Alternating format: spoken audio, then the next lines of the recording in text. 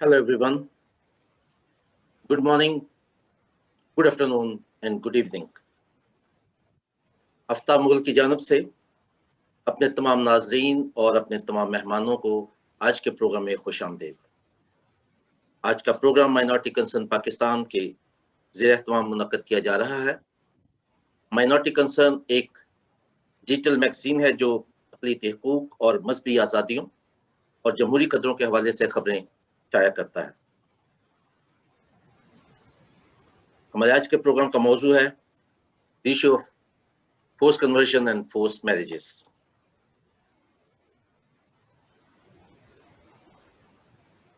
हमारे आज के स्पीकर्स जो हैं वो ऐसे तमाम साथी हैं जिन्होंने ग्राउंड पर बहुत सा काम किया है, ना सिर्फ केसेस को फॉलो करने में बल्कि एडवोकेसी में भी और लॉबिंग में भी। हमारे साथ आज जो मेहमान शामिल हैं उनमें इस्लामाबाद से प्रोफेसर चौधरी तनवीर साहब, बहावलपुर से मोहतरम लाजर अल्लाह रखा एडवोकेट साहब और अंदरून सिंध से जनाब अशोक कुमार साहब, लंदन से कौंसलर मॉरिस जॉन साहब और कराची से मोहतरमा पास्टर ज़ाला शफीक साहबा। हमारे आज के प्रोग्राम की निज़ामत की जिम्मेदारी हमारे साथी तस्कीन खान साहब ने संभाली है। आप लंदन और लंदन से बाहर तमाम सहाफ़ती हलकों में एक जानी पहचानी शख्सियत हैं। आप मारूफ सहाफ़ी हैं।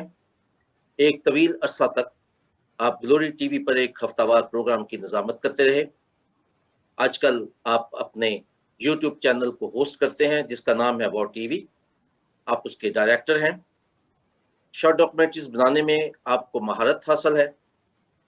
आप ना सिर्फ मुख्तसर वक्त में मुश्किल से मुश्किल मौजू का अहाता करते हैं बल्कि साथ ही साथ उस मौजू के पस मंज़र और पेश मंज़र से भी नाज़रीन को आगाही फराहम करते हैं। आपको कैमरे के इस्तेमाल और लफ्ज़ों के चुनाव पर ख़ास अबूर हासिल है। आप एक नज़रियाती सहाफ़ी होने के साथ साथ इंसानी हकूक़ के भी मुतहर्रिक कारकुन हैं। मैं उनका शुक्रगुज़ार हूँ कि उन्होंने आज के प्रोग्राम की निज़ामत की जिम्मेदारी संभाली है। अब मैं उनसे गुजारिश करूँगा कि वो प्रोग्राम को आगे बढ़ाएं। ओवर टू यू तस्कीन खान साहब। बहुत बहुत शुक्रिया मोहतरम आफ्ताब मुगल साहब और माइनॉरिटी कंसर्न पाकिस्तान का भी शुक्रिया। और इस वक्त जितने भी नाजरीन पूरी दुनिया में हमें देख रहे हैं लाइव और इसके बाद जब हमें रिकॉर्डिंग के तौर पे भी देखेंगे, नशर मुकर्रर के तौर पे देखेंगे, तो आपकी खिदमत में सलाम। और जैसे आफ्ताब मुगल साहब ने फरमाया कि आज का जो टॉपिक है बड़ा अहम है। अहम इसलिए भी है क्योंकि ये बहुत डायरेक्टली हमारी ज़िंदगी से जुड़ा हुआ है। ख़ासतौर पर पाकिस्तान की जो माइनॉरिटीज़ हैं, चाहे उसका ताल्लुक क्रिश्चियन से हो, सिखों से हो, हिंदुओं से हो, उनके साथ डायरेक्टली जुड़ा हुआ है। और जबरी तब्दील मज़हब या जबरी शादियाँ, ये बड़ा एक सेंसिटिव टॉपिक है, लेकिन इस पर बात की भी जा चुकी है और होती रहनी चाहिए जब तक ये मसला हल ना हो जाए। और इसके बारे में तो यहाँ तक कहा जाता है कि रियासत पाकिस्तान जो बड़ी खूबसूरत रियासत है, लेकिन ये उसके मुँह पे, चेहरे पे एक लगा हुआ बदनुमा दाग है, क्योंकि दुनिया के कई ममालिक में और ह्यूमन राइट से ताल्लुक़ रखने वाले अदारों ने इस मसले के ऊपर पाकिस्तान के हवाले से तशवीश का इजहार किया है। तो बड़ा सेंसिटिव टॉपिक है, लेकिन उसके बाद जैसे मैंने अर्ज़ किया कि करना ज़रूरी है। और नाज़रीन, आपके पास भी मौका होगा कि आप जब प्रोग्राम को लाइव देखें तो आप अपने कमेंट्स जो हैं, अपने सवाल जो हैं, हमारे पैनलिस्ट से आप कर सकते हैं। और शुरा महफिल से भी मैं रिक्वेस्ट करूँगा कि जब आपके पास पहला राउंड हो तो आपके पास 4 से 5 मिनट होंगे। आप इब्तदाइये के तौर पे अपना नुक्ता नज़र आज के टॉपिक के हवाले से बयान कीजिएगा। फिर जब सेकंड राउंड आएगा तो उसमें हम मुख्तलिफ क्वेश्चंस करेंगे। ओपन पैनल होगा, ओपन क्वेश्चंस होंगे। और फिर आखिर में जब तीसरा राउंड होगा तो इस गुफ्तगू को समेटने की कोशिश करेंगे और हल की तरफ आएंगे, क्योंकि हम प्रॉब्लम्स को तो डायग्नोज करने की कोशिश करते हैं लेकिन शायद हल इतना नहीं बता पाते। लेकिन आज के प्रोग्राम में हल की भी बात करेंगे। तो सबसे पहले जो आज की महफिल के सबसे पहले जो हमारे शुरा महफिल में जिनको मैं ज़हमत दूँगा, प्रोफेसर चौधरी तनवीर साहब, आपका ताल्लुक एडम टीवी से है और आप रेडियो और टीवी के होस्ट हैं। इसके अलावा राइटर भी हैं, कंपोज़र हैं, शायर हैं और मोटिवेशनल स्पीकर हैं और हमअज़ा शख्सियत है। इस्लामाबाद से आप हमें बराह रास्त ज्वाइन कर रहे हैं। और आपसे सर पहला क्वेश्चन यही है कि जो आज के टॉपिक के हवाले से कि जो पाकिस्तान के अंदर जबरी शादियाँ या जबरी तब्दीली मज़हब के जो एक बहुत बड़ा बहरान है, इसके हवाले से आप बैसियत सहाफ़ी, एक बैसियत स्पीकर, एक बैसियत शायर क्या फरमाएंगे कि इसके पीछे क्या बड़े बड़े मुहरकात हो सकते हैं? Over to you sir. और अपना माइक भी अनम्यूट कर लीजिए।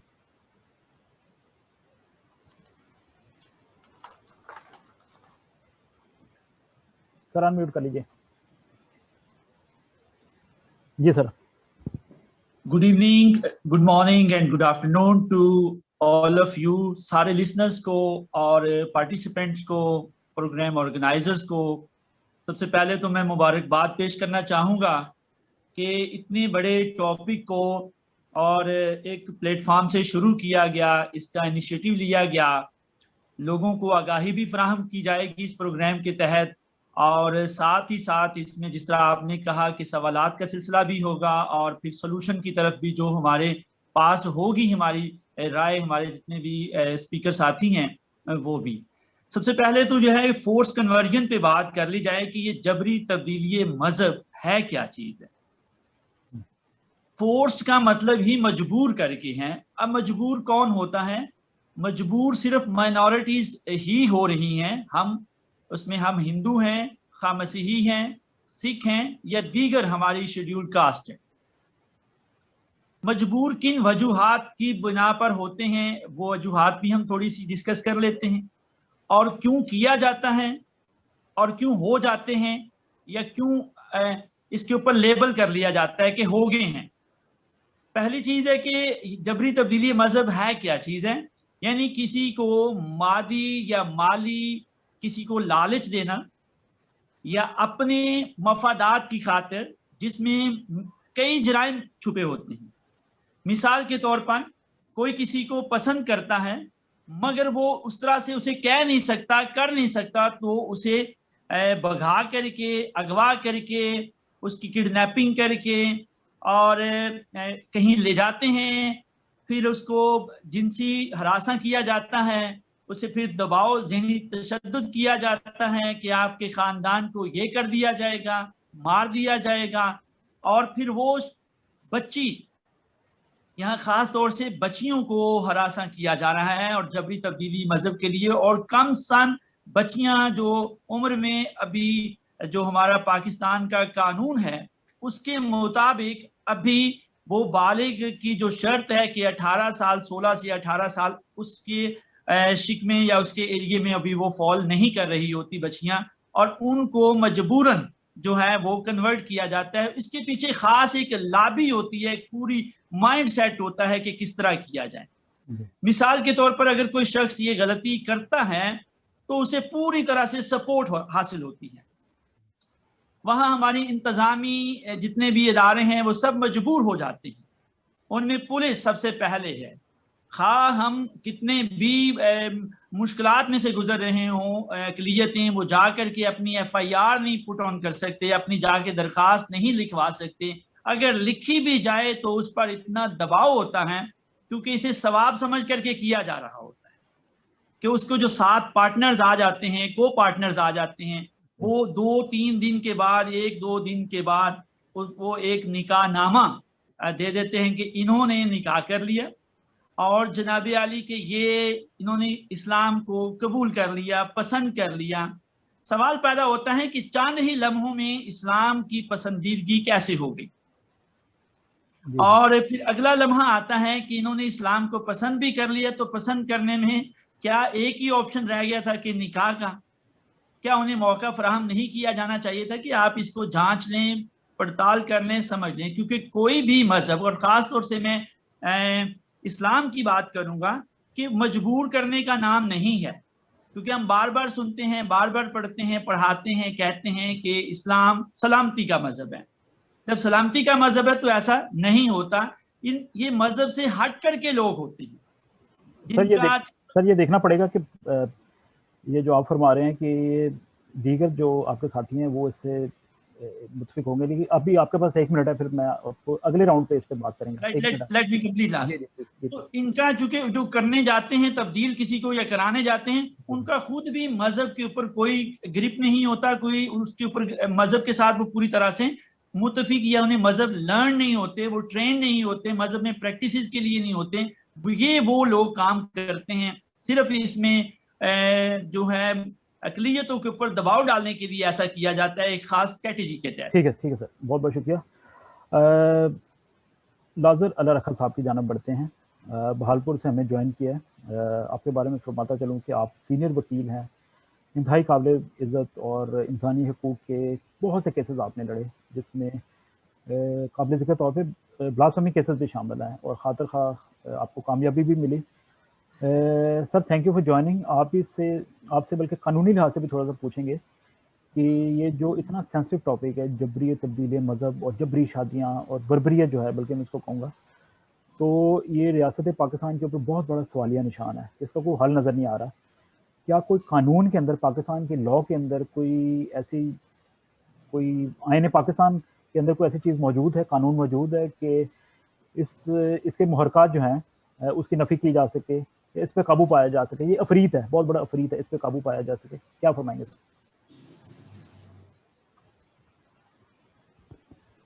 आवाज़ आ रही? जी आ रही सर।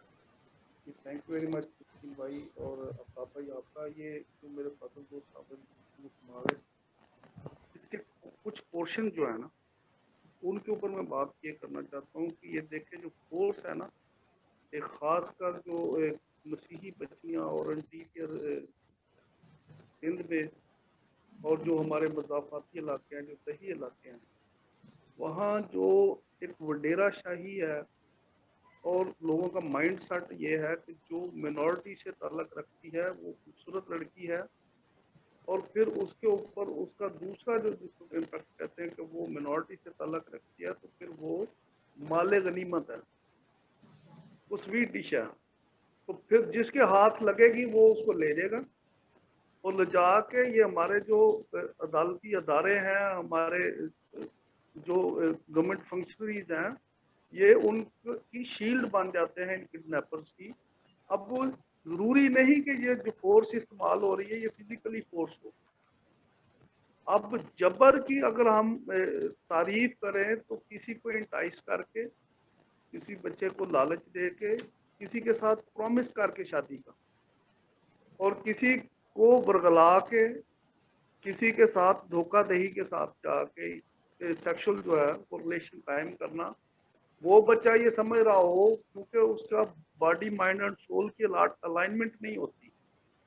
बच्चे की जो बॉडी है वो तो ग्रोन अप हो रही होती है, लेकिन उसकी मेंटल कैपेबिलिटी जो है एज पर द लॉ इतनी नहीं होती कि वो अपनी फ्यूचर का जो है फैसला कर सके। सबसे पहले तो ये जो कन्वर्जन होती है ये शादी के बगैर होती नहीं। 99% जो है 99% जो केस माइनर बच्चियों के हैं, जो 16 साल से कम बच्चियों की है कन्वर्जन है, वो जुड़ी ही शादी के साथ होती है। अगर शादी निकाल दे तो ये कन्वर्जन नहीं होती। लिहाजा फोर्स कन्वर्जन और फोर्स मैरिजेस जो है वो लाज़िम मलज़ूम है, एक दूसरे का एक बड़ा गहरा जुज़ है, एक दूसरे के बगैर ये हो नहीं सकती। अब मसला ये है कि हमारा जो कानून है या हमारा जो आइन है 1973 का, वो क्या इस जो इनजस्टिस है मिनॉरिटीज की बच्चियों के साथ जो हो रहा है, तो उसके लिए कैटेगोरिकली जो है हमारे पास लेजिस्लेशन मौजूद है।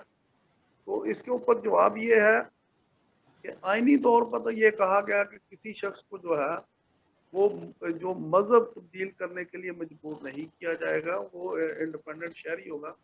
लेकिन हमने देखना ये है कि कानून की नज़र में कौन सा बच्चा है या वो कौन सा शख्स है, कौन सी एज है जिसमें जाके हम ये डिटरमिन करेंगे कि ये बच्चा जो अपना रिलीजन चेंज कर रहा है, इसमें इसकी चॉइस और इसकी कंसेंट शामिल है। अब आप देखें कि बहुत सारे मशहूर केसेस भी हैं, तो हमारी जी प्लीज हाँ, अब हम ये देखें कि कानून जो है वो ये जो है वो प्रो जो है एक्यूजर है वो विक्टिम के साथ नहीं ठहरता। अदालतें जो अदारे हैं वो ढेर हो जाते हैं एक सेकंड में जब रिलीजन का मसला आता है। और यहाँ ये समझा यही जाता है कि लड़की अगर वो किसी को पसंद कर रही है तो वही कन्वर्ट होगी, ये मिनॉरिटीज की लड़की।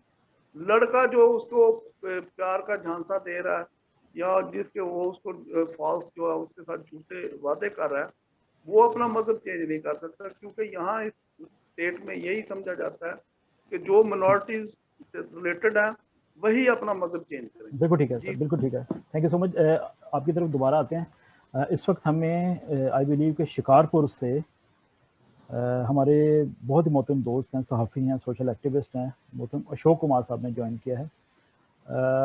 सिंध जो है पोस्ट कन्वर्जन के हवाले से बड़ा सेंसिटिव है, और अशोक कुमार साहब से भी पूछेंगे कि आप सिंध के अंदर बैठे हुए हैं, मोटिवेशनल स्पीकर हैं, अभी कोई ऐसी बात करें कि ये फरमाएं कि आपकी नज़र में सिंध के अंदर ये फोर्स कन्वर्शन जो हैं इसके पीछे क्या मुहरकात हैं, वहाँ का मुआशरा क्या कहता है, और इस मसले का हल क्यों नहीं निकल रहा। जी अशोक कुमार साहब।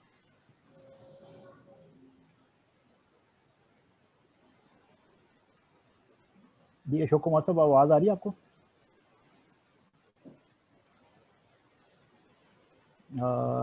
आफ्ताब साहब अगर थोड़ा सा हमें बता दीजिए कि इस वक्त अगर उनके कोई माइक में प्रॉब्लम है या कोई और इशू है। इन द मीन टाइम मैं तमाम नाज़रीन से कहूँगा कि आप बहुत बहुत शुक्रिया इस वक्त पूरी दुनिया में जहाँ मुख्तलिफ ममालिक में आप हमें देख रहे हैं, तो आप हमें फेसबुक के ज़रिए भी ज्वाइन कर सकते हैं, और इसके अलावा लेटर ऑन जब यूट्यूब पे देखेंगे इस प्रोग्राम को तो अपने कमेंट्स भी दीजिए, वो आपकी बड़ी ज़बरदस्त फीडबैक होगी, हम उसको पढ़ेंगे और उस पर अमल करने की कोशिश करेंगे। और अशोक कुमार साहब आपको दोबारा वेलकम करता हूँ। आवाज़ आ रही है जी आपको? मेरा ख्याल है कि अशोक कुमार साहब के ना इंटरनेट का कोई प्रॉब्लम है। ठीक है जनाब, ठीक है, तो हम आगे बढ़ते हैं। जी वो जैसे ही वो ठीक होगा तो फिर वो हमें दोबारा ज्वाइन कर लेंगे। मैं बल्कि मोरस जॉन साहब की जानब बढ़ता हूँ, और बड़ी ज़बरदस्त शख्सियत काउंसलर साहब, काउंसलर मोरस जॉन साहब, thank you for joining us. और आप एडमिन सेक्रेटरी हैं APPG, all parties parliamentary group है पाकिस्तानी मिनॉरिटीज़ के लिए बरतानवी पार्लियामेंट के अंदर, और ये बहुत तारीखी चीज़ है, तारीखी स्टेप लिया गया था कुछ साल पहले, APPG बनाई गई, यानी कि तमाम जो पार्टीज़ हैं, मेजर पार्टीज़ हैं बरतानवी पार्लियामेंट के अंदर, उसके मुख्तलिफ MPs जो पाकिस्तान के मिनॉरिटीज़ के कॉज को सपोर्ट कर रहे हैं, उसका ग्रुप है, और आप उसके एडमिन सेक्रेटरी हैं। तो sir thank you for joining us. Sir आपने ओवर द ईयर्स देखा है ये वाला सेंसिटिव मामला, और इतना सेंसिटिव है कि अब बल्कि वो हम बेहिस्सी देखने का मुआशरा हो गया। सर आप क्या फरमाएंगे, इसके पीछे क्या मुहरकात आपको समझ में आते हैं? यहाँ बरतानिया से आप देखते हैं, और यहाँ से आप डेलीगेशन भी लेके जाते हैं, बरतानवी पार्लियामेंटेरियंस को भी लेके जाते हैं पाकिस्तान, वो इस बारे में क्या सोचते हैं? हाँ जी, शुक्रिया आपका तस्कीन और आफ्ताब, आपने मुझे ये मौका दिया माइनॉरिटी कंसर्न्स के थ्रू कि इसके बारे में बातचीत कर सकें। मैं आपको पहले एक बात बताता चलूँ कि अभी रिसेंटली पिछले 2 महीनों में पार्लियामेंट में, UK की पार्लियामेंट में पहली बार एक बहुत बड़ी इंक्वायरी की गई है, पार्लियामेंट्री इंक्वायरी, सिर्फ इसी टॉपिक पे, और ये पाकिस्तान समेत दुनिया के सबसे पहली पार्लियामेंट्री इंक्वायरी थी इस टॉपिक के ऊपर। और इसके बारे में ये भी मैं कहूँगा कि ये एक ऐसा मसला है जिसकी बैरून मुल्क लोगों को समझ आ जाती है, क्योंकि कई बड़े पेचीदा मसले होते हैं, जैसे ये ब्लास्फेमी का और टेक्स्ट बुक्स का, वो ज़रा मुश्किल होता है, लेकिन बच्चे तो सारों के ही होते हैं, तो ये इस बात को वाज़ेह करना हमारे लिए काफ़ी आसान होता है। तो इसके ऊपर हम UK की गवर्नमेंट को भी आगाह करते रहते हैं और पार्लियामेंट को भी, और इस पार्लियामेंट्री इंक्वायरी में हमें बहुत से चीज़ें आई थी पाकिस्तान से, UK से, अमेरिका, कनाडा, और बहुत सी ऑर्गेनाइजेशंस ने हमें भेजी हैं, और इसकी रिपोर्ट अभी मैं तैयार कर रहा हूँ, और होपफुली इसको हम वर्ल्ड वाइड शेयर भी करेंगे। तो अब चलते हैं फोर्स कन्वर्शन के बारे में और फोर्स्ड मैरिजेस के बारे में। ये एक मसला, एक तो गवर्नमेंट कह देती है पाकिस्तान की कि ये है ही नहीं है या बड़ा कम मसला है, लेकिन एक जो सी फिगर बड़ी वाइडली अवेलेबल है कि 1000 बच्चियां, जिनमें से 700 क्रिश्चियन बच्चियां और 300 हिंदू बच्चियां हर साल अगवा करके तो इस प्रोसेस में से गुजरती हैं। अगर हुकूमत पाकिस्तान कहती है कि ऐसा नहीं है, तो फिर उनके पास क्या इदाद शुमार हैं, या वो क्यों नहीं ये सारी चीज़ें इकट्ठी करते हैं? तो इसका मतलब है कि ये बहुत वाइडली चल रही है प्रैक्टिस, खासकर सिंध में और पंजाब में। तो एक तो चीज़ ये है कि इसमें हम कह सकते हैं कि एक सेक्सुअल ग्रूमिंग का भी फैक्टर है, ना जो सी ग्रूमिंग है ये कोई सिर्फ पाकिस्तान में नहीं है, ये वर्ल्ड वाइड होती है, जिसमें ऐसे मुख्तलिफ वो शख्स होते हैं जो उनसे बच्चियों में और या बच्चों में भी वो जिनसी तौर पर ज़्यादा अट्रैक्टिव होते हैं और उनके साथ वो ताल्लुकात कायम करना चाहते हैं। और ये एक बड़ा घिनौना जुर्म है जिसके बैरून मुल्क तो खैर खासकर इसको बहुत बुरी तरह देखा जाता है। तो इस सेक्सुअल ग्रूमिंग को अगर बच्ची छोटी है और बालिग नहीं है तो जाहिर है उनके लिए आसान काम होता है ये, लेकिन नेवरदलेस इसको भी चाहे बच्ची किसी तरह अट्रैक्टिव भी हो किसी आदमी के साथ, लेकिन हमेशा ये एक बालिग आदमी की जिम्मेदारी होती है और उसके ऊपर ही ये उसको ही इल्ज़ाम दिया जाना चाहिए, कभी ये बच्ची का जुर्म नहीं हो सकता। और दूसरी जो सी फोर्स या इंड्यूस्ड कन्वर्शन है, जैसे किसी को कोई लालच दे के उसको कन्वर्ट किया जा रहा है, उसमें ज़्यादातर ऐसे होता है कि जो सा पावर बैलेंस है वो बहुत एक तरफ बहुत ज़्यादा है और दूसरी तरफ बहुत कम है। जैसे कोई आपके लिए काम कर रहा है या आपके खेतों में कोई लड़की काम कर रही है तो वो आपकी मुलाजिम है और उसके लिए कोई इन्फॉर्म चॉइस कोई नहीं है, और अगर उसको मजबूर किया जाता है तो ये भी एक बहुत बड़ा घिनौना जुर्म है। और फिर जो दूसरी फोर्स कन्वर्शन है जिसमें बच्चियों को अगवा करके लिया जाता है, वो तो खैर वो तो है ही है। तो इसके लिए मैं पार्लियामेंट में हम ये हमारी रिपोर्ट जैसे आती है, मेरे ख्याल कि 1-2 महीनों में ये 1 माह में तैयार हो जाएगी। जी बता हम इसको शेयर करेंगे और world wide distribute. Sir this is going to be a very important report. बहुत बहुत शुक्रिया, आपकी तरफ दोबारा आता हूँ। अब आपको कराची ले चलते हैं जहाँ से हमें इंतहाई मुमताज़ शख्सियत ने ज्वाइन किया है, किसी तारुफ से मुमताज़ नहीं है। रेवरेंड गुज़ाला शफीक साहिबा मुमताज़ खादमा दीन हैं, इसके अलावा ह्यूमन राइट्स एक्टिविस्ट हैं, ख़वातीन के हकूक़ के ऊपर बड़ा काम किया, ख़वातीन के हकूक़ की अलम बाज़ार में बल्कि कहूँगा। और नाज़रीन आपको याद होगा कि कराची में एक चर्च भी शुरू हुआ था, बैतुल मोमिनीन चर्च, जो ख्वाजा सराओं के लिए था, और इसकी भी रूह-ए-रवां रेवरेंड गुज़ाला शफीक साहिबा हैं। और आपको बहुत से अवार्ड्स भी मिले रिसेंटली, अगर सर बात करें बहुत अवार्ड मिले, women of the year award जैसे 2020 का लास्ट ईयर, और फिर प्राइड ऑफ पाकिस्तान JCTV की जानब से। और फिर आपको याद होगा कि आरजू राजा केस, मशहूर ज़माना केस आरजू राजा केस, उस पर कलीदी किरदार अदा किया आरजू राजा के पेरेंट्स को इंसाफ दिलाने के लिए और उस बच्ची को महफूज रखने के लिए या करवाने के लिए। मैम बहुत बहुत शुक्रिया ज्वाइन करने के लिए।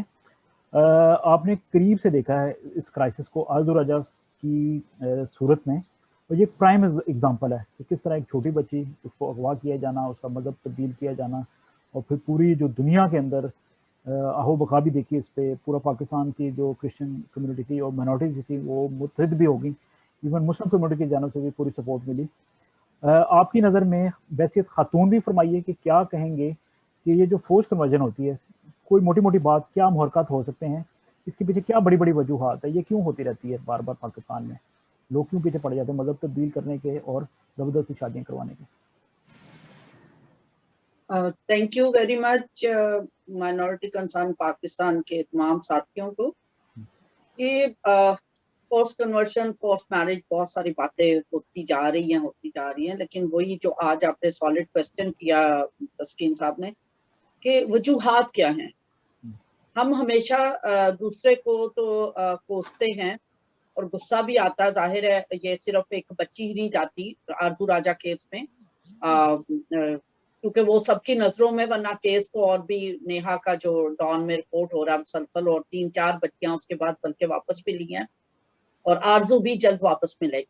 लेकिन मैं, क्योंकि ये एक सबके नोटिस में आ गया, इसने सबको यकजा किया, तो सिर्फ वो बच्ची ही नहीं मुतासर होती, उसके बाद उनके वालिदैन की जॉब्स चली जाती हैं, उनसे घर छिन गया, उन बच्चों की स्कूलिंग चली गई, सब कुछ ही तहवाला हो जाता है। लेकिन मेरा सवाल आपने पूछा कि वजूहात क्या हैं, और जो अभी लाजर साहब भी कह रहे थे और दूसरे भी मेरे साथी कह रहे हैं जी, वो माइंडसेट एकदम चेंज हो जाता है और पुलिस भी उनको सपोर्ट करती है, कोर्ट भी, और हर बंदा उनको सपोर्ट करता है। जो बेसिक प्रॉब्लम है, जो मुझे तो जो समझ आता है, जो चर्च नहीं समझ पा रहा या हमारे क्रिश्चियन नहीं समझ पा रहे, एक बात तो ये है कि हम पाकिस्तान में हैं और हम 97.5 और 98 यानी अगर 2 क्रिश्चियन हैं तो इर्द गिर्द उसके 98 मुसलमान हैं। अब 2 क्रिश्चियन बीच में उसके इर्द गिर्द जब 98 मुसलमान हैं तो वो क्रिश्चियन वैसे ही नजर नहीं आएगा, चाहे वो हिंदू है चाहे वो क्रिश्चियन। 2 के इर्द गिर्द 2 के 98 लोगों ने घेरा डाला हुआ होता है। अच्छा, अब हमें उनका माइंडसेट भी नहीं पता होता। हमें 2-3 दिन पहले भी मेरी इस पे किसी से बहुत सिर हासिल बहस हुई, उनको ये समझ नहीं आ रही थी। उन्होंने कहा पाकिस्तान में तो ये आम रिवाज है कि 14 साल की बच्ची की शादी करते हैं, 16 साल की बच्ची की शादी करते हैं, दिस इज वेरी कॉमन। मैंने कहा बिल्कुल कॉमन है, यहाँ पर हमारे जो मुसलमान बहन भाई हैं उनके अंदर ये बिल्कुल कॉमन है 16 साल की बच्ची की शादी करना, मतलब 15 की करना, 13 की करना। लेकिन ये कॉमन क्रिश्चियंस में नहीं है, ठीक है। क्रिश्चियन माइंडसेट नहीं है कि वो 20 साल से नीचे शादी करेगा, हमारी खानदान नहीं सोचते। लेकिन जब वो जो मुसलमान कर रहा है या जो हमारे मेजोरिटी लोग हैं वो कर रहे हैं, आपने उनका भी तो माइंडसेट समझना हमारी जिम्मेदारी है या नहीं है। हम उनका रिलीजन उनको इजाजत देता, उनकी शरीयत उनको इजाजत देती, उनका लॉ उनको इजाजत देता। उनके अगर 44 साल का बंदा 12 साल की लड़की से शादी कर रहा है, this is not crime in his understanding. वो अपना दीनी फरीजा पूरा कर रहा है, वो अपना दीनी हक ले रहा है, उसको शरीयत भी सपोर्ट करेगी, उसको 98 जो लोग हैं वो भी सपोर्ट करेंगे, क्योंकि उसके दिल दिमाग सोच कहीं भी उसके दिमाग में नहीं है मैं गुनाह कर रहा हूँ। ये हम कहते हैं गुनाह है, ठीक है, ये हमारी सोच है। तो जब हम अपनी बच्ची को 9 साल की बच्ची को किसी के पीछे बिठा के स्कूल भेजेंगे तो उनके तो इजाजत है कि वो 6 साल की बच्ची को भी शादी कर सकते हैं, 12 साल की को भी कर सकते हैं, 10 साल की। तो वो आपकी बच्ची को नहीं लेके जा रहा होता, वो अपनी प्रोस्पेक्टिव दुल्हन को पीछे बिठा के स्कूल छोड़ने जा रहा होता है। आरजू केस में आरजू के वालिदैन बहुत अच्छे, बहुत ही जिम्मेदार, इंतहाई उन्होंने मेहनत से बच्चे पाल भी रहे थे, पढ़ा भी रहे थे। उसकी वालदा ने एक बीबीसी को इंटरव्यू दिया था जिसमें एक जुमला जो मुझे क्लिक कर गया, जो कि हमारे सीखने के लिए। उन्होंने कहा जब यहाँ बारिशें हुई थी पिछले साल बहुत ज्यादा, तो ये लोग बाहर निकल के बैठते थे, तो अजहर आकर अक्सर बिस्किट, कभी चिप्स, कभी चीजें दे जाता था। तो आरजू की वालदा ने एक जुमला बोला इंटरव्यू देते हुए कि मुझे लगा उसकी नजर मेरी 18 साल की बेटी पर है। बात ये है वो हम समझते हैं ना 18 साल की बेटी शादी के काबिल है, उनके नजदीक 8 साल की बच्ची भी शादी के काबिल है, उनके नजदीक 5 साल की बच्ची भी शादी के काबिल है, ठीक है। अभी एक मुफ्ती का बयान सुना, तो उसको क्या मुसीबत पड़ी है कि वो 18 साल की बच्ची का रिस्क ले, जो कि जब वो पहले से उसको अगवा करेगा उस वक्त भी वो ज्यादा शोर मचाएगी, मुक्का भी मारेगी, चीखेगी भी। जबकि 13 साल की बच्ची को जब अगवा करेंगे या उसके साथ रेप करेंगे तो वो ना मुक्का मारेगी, ना उतना शोर मचा सकेगी, ना उतना रेजिस्ट कर सकेगी। तो वो तो जब उसको बिस्किट दे रहा था, उसकी माँ, क्योंकि ये क्रिश्चियन माइंड है ना, जी जी जी, और वो मुस्लिम माइंड है, वो अपनी होने वाली दुल्हन को दे रहा होता है। उसके दिमाग में ये मेरी दुल्हन है, वो लीगली शरई तौर पर हर तौर से सही काम कर रहा होता है। हमारे यहाँ क्या है, अनफॉर्चुनेट है, जिसपे चर्चिस काम नहीं करते सोशल अवेयरनेस पे। शाम को हमारी सारी खवातीन घर छोटे हैं और मुसलमान भी निकलते बाहर, लेकिन वो रात को लेट नाइट बाहर निकलते हैं और ज्यादातर उनकी खवातीन ने बुरके पहने होते हैं या वो ऐसी जगहों पे जाके बैठे होते हैं जहां दूसरे देख ना सके। हमारी खवातीन शाम को बाहर बैठ जाएंगी गलियों में चारपाइयां डाल के, बच्चे भी बैठे होंगे, माएँ भी बैठी होंगी, बेटियां भी बैठी होंगी। आते जाते वो लोग फिर पसंद कर लेंगे कि ये बच्ची अब मेरी दुल्हन बन सकती है, वो टारगेट कर लेते हैं, सही बात है। और हमें अपने आप को भी तो चेंज करना है ना, ठीक है, ये हम हमें अपने आप को क्यों नहीं अपनी रविश को दुरुस्त करते। उनके लिए वो गुनाह नहीं कर रहे होते, उनको जब सारी फोर्सेस कर रही हैं, कभी कभी मैं उनका माइंडसेट, जैसे नेहा के केस में वो बंदा 13 मई 2019 से जेल में है, जी जी जी, तो उसके ज़हन में तो उसने गुनाह नहीं किया ना, उसने तो एक जायज सिरे शादी की है। आप सही कह रहे हैं कि इस मामले की सेंसिटिविटी को समझने की कोशिश, यही मैं आपसे पूछना चाहता था और दीगर साथियों से भी कि असल मुहरकात क्या है, क्योंकि ये तो अफसानवी चीजें हो गई ना कि वो पैसे देता है नहीं देता या हाँ फिर जी। अट्रैक्ट कर लेता है, ये हकीकत जो है यही मैं सुनना चाहता था। Thank you so much for एक अहम पॉइंट और, जी जी जी हमारे यहाँ दरवाजा, क्योंकि हमारे इर्द गिर्द 98% मुसलमान दोस्त अहबाब हैं, ठीक है, हमें उनके दीन को समझना है, उनकी तालीम को भी समझना है, उनके अकायद को भी समझना है, ठीक है। हमारे यहाँ क्या होता है, जब कोई आके जैसे ईद है या कोई भी त्योहार है या कुछ अच्छा पका है कोई देने आता है ना, तो हमारी खवातीन दरवाजा खोलने जाती हैं और खवातीन के साथ हमारी पूरी बच्चियों की लाइन भी साथ खड़ी होती। मुसलमान के घर में आप कोई चीज देने जाए, कभी कोई औरत दरवाजे पे नहीं आती, और वो अगर लेती भी है तो दरवाजे की ओट के पीछे से लेगी चीज या पूछेगी भी, वो कभी दरवाजा नहीं खोलेगी। हम चौपट दरवाजा खोल के हम खड़े हो जाते हैं लोगों के सामने। हमें अपने भी लिबास को भी देखना है, अपने रवैयों को भी देखना है और दूसरे के माइंडसेट को भी समझना है। हमें अपने ऊपर भी काम करने की जरूरत है। ठीक है, ये बहुत इंपॉर्टेंट पॉइंट, बहुत इंपॉर्टेंट पॉइंट। प्रोफेसर तमीर साहब, इसी बात को आगे बढ़ाते हैं। महज़ब दुनिया इस चीज़ को कैसे देखती है, क्योंकि दुनिया के दीगर ममालिक में भी, जो मुस्लिम ममालिक की बात कर लें, वहाँ पे आई डोंट नो इस तरह फोर्स प्रैक्टिस की जाती है या नहीं की जाती, जिस तरह पाकिस्तान के अंदर इस्लामिक व्यू पॉइंट के साथ, जिस तरह रेवरेंड गजाला शफीक साहब ने फरमाया कि वो लोग जो हैं हमारे मुस्लिम दोस्त, वो उनके पास जस्टिफिकेशन है हर तरह की कि वो अपने मज़हब की तौजीह भी पेश करेंगे और वो आपको जस्टिफाई करने की कोशिश करेंगे अपनी तालीम के मुताबिक कि हम सही कर रहे हैं। हालांकि एज का गैप बहुत ज़्यादा होता है, 40-50 साल का बंदा है, 12-13 साल की बच्ची है। महज़ब दुनिया इसको कैसे देखती है? महज़ब दुनिया ऐसे नहीं देखती कि ये कोई जिनसी ख्वाहिशात का मारा हुआ शख्स है, वो मज़हब का लुबादा ओढ़ के अपनी शहवत और शैतानियत को पूरा कर रहा है। क्या फरमाएंगे सर? हाँ जी, तस्कीन खान साहब, बिल्कुल दुरुस्त कहा आपने कि जिसे मैंने पहले इंट्रो में भी यही बात की थी कि ख्वाहिशात पीछे फ़र्क होती हैं। इसमें नज़रिया ये नहीं होता कि हम इस्लाम के पैरोकार बढ़ा रहे हैं, और ना ही वो शख्स जो फोर्स्ड मैरिज के लिए तैयार करता है किसी को या अगवा करता है, वो दरअसल जनाबिल जबर के लिए तैयार कर रहा होता है। और उसको महज़ब दुनिया भी देखे या पाकिस्तान में भी चंद ऐसे लोग जो जैसे मैं इंसानी हकूक की बड़ी अलमबरदार रही हैं, आसमा जहांगीर साहिबा हैं, मैं उनका जिक्र करना चाहूँगा। चंद एक ऐसे लोग हैं जो इस नज़रिए को दुरुस्त नहीं समझते। इसमें फिर मैं वही बात दोहराना चाहूँगा कि इसमें मज़हब का ताल्लुक नहीं है। मज़हब की तालीम जो है मसीहियत में भी तरबियत इसी तरह से है, क्योंकि बनी इसराइल के तमाम मज़ाहब की तरबियत एक ही फॉर्मेट के ऊपर हुई हुई है। ये है सिर्फ सकाफत और कल्चर का रंग है कि यहाँ का कल्चर और यहाँ की सकाफत क्या है। मैं थोड़ा सा इसे तारीखी एतबार से देखता हूँ। हमें जो भी आया बरसगीर पाको हिंद में, वो बाहर के ममालिक से आया, मारा कूटा लूटा हुकूमत की, तब वो लोग माइनॉरिटीज थे।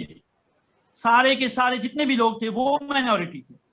बाहर से मोहम्मद बिन कासिम आते हैं, महमूद गजनवी आते हैं, बाबर आता है, हुमायूं आता है, ABCD जो भी आता है वो आकर के कब्जा करता है। यहाँ का बन गया है। और मैं कहूँगा कि बदकिस्मती से हम तादाद में थोड़े हैं, यानी माइनॉरिटी का लफ्ज़ है। इस वजह से वो जैसे गजाला साहिबा भी कह रही थी, पास्टर साहिबा भी, कि 98 लोग आपको घेर लें तो आप आटे में नमक हैं। मगर अब इस नमक को चाहिए, आपके प्रोग्राम के तवज्जुह से मैं ये कहना चाहूँगा कि अब इस नमक को चाहिए जो बाइबल कहती है कि नमक जो है वो सारी चीज़ का, सारे खाने का जायका तब्दील कर सकता है।